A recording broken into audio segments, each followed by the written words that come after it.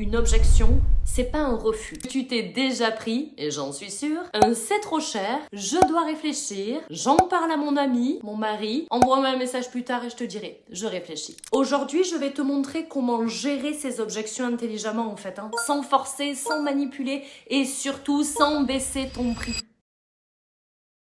Hello à toi, autour d'un bon café. Aujourd'hui, on va parler d'un sujet qui bloque énormément de closers, d'entrepreneurs, de coachs, de freelance.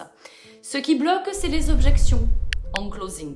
Et c'est exactement ce dont je veux te parler aujourd'hui. Beaucoup recherchent comment répondre aux objections, comment répondre à un c'est trop cher et quelle est la meilleure technique de closing.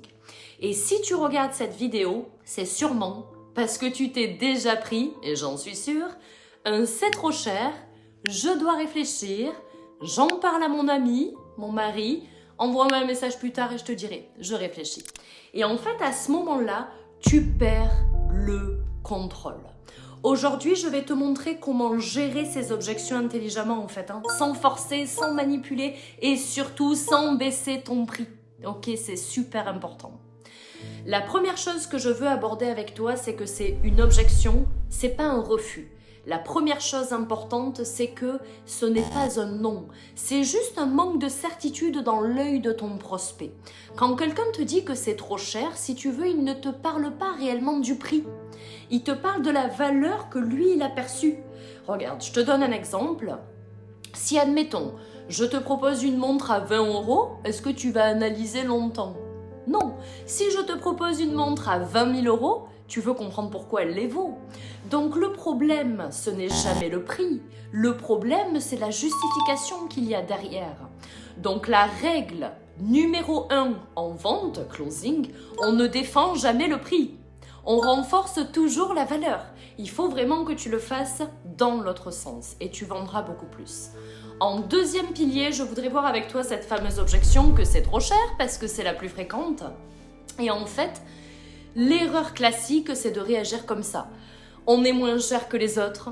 Je peux te faire une réduction. Franchement, c'est pas si cher pour tout ce que je t'ai expliqué. Ça, c'est une posture de faible. À la place, tu vas faire ça en 3 étapes. Premièrement, tu vas accueillir. Ok, je comprends totalement.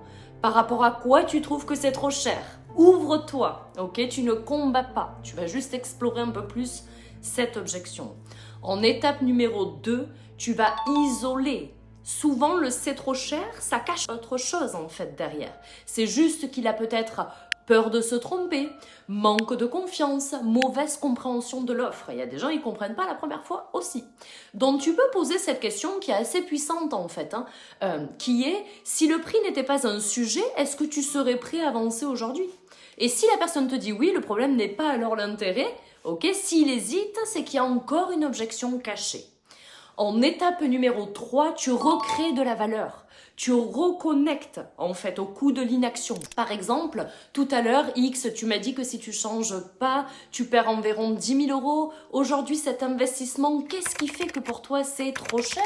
Puisque, est-ce que ça vaut le coup de continuer vraiment dans ta situation ? Tu vas l'amener à réfléchir.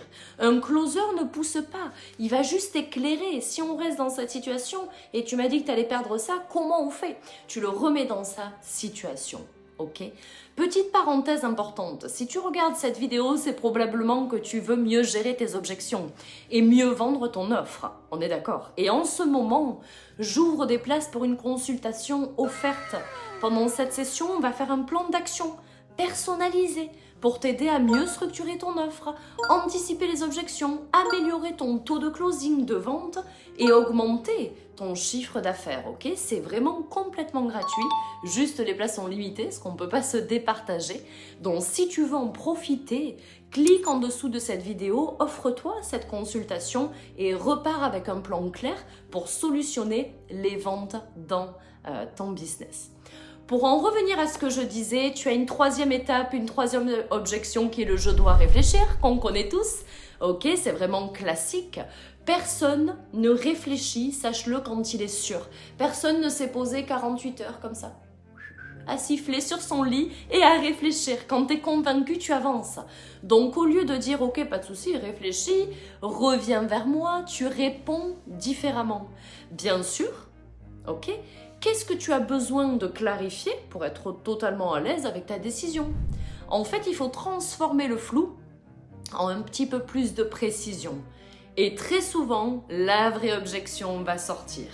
Et là, tu peux la traiter intelligemment. En quatrième point, la vraie technique de closing, donc maintenant écoute bien ce que je vais te dire, c'est que les objections ne se traitent pas à la fin de ta discussion. Elles se traitent au début. Si tu as beaucoup d'objections en fin d'appel, c'est que ton diagnostic a été superficiel ou à la fin de ta conversation. Un closing puissant va reposer vraiment sur ces 3 piliers. Comprendre profondément la situation actuelle de ton client. Il faut que tu amplifies le problème et l'urgence et que tu connectes précisément ton offre à la solution qu'il recherche. Si ton prospect verbalise lui-même ce qu'il perd chaque mois, ce qui le frustre et pourquoi les anciennes solutions n'ont pas marché, alors toi, ta vente, elle devient logique. Ok, la vente moderne, le closing moderne, ce n'est pas manipulé. C'est juste que tu dois poser les bonnes questions à ton prospect. Et vraiment, cinquièmement, le vrai switch mental, c'est que beaucoup cherchent les techniques secrètes. Mais la vérité, c'est que la technique représente que 20%.